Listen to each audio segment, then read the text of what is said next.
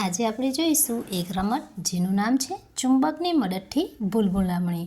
સૌપ્રથમ આ પ્રકારે એક ચુંબક આપણે ઉપર ગોઠવીશું અને બીજું ચુંબક નીચેની તરફ ગોઠવીશું। તો અહીં આપણે સરસ મજાની એક ચુંબકની મદદથી રમાડેલી ભૂલભુલામણી આપણા માટે રેડી છે।